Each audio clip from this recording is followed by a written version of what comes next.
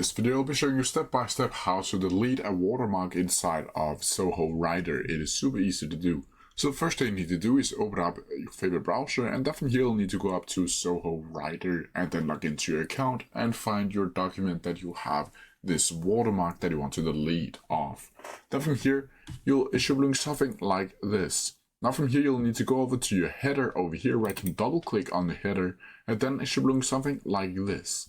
Now from here you'll need to go over here to this menu over here in the right hand corner and go over to header and footer and open up this sub menu over here. Then from here you'll need to go down to page setup, and from here go up to design. Once from here you'll need to head down to watermark, and from here you'll simply need to click on watermark like so.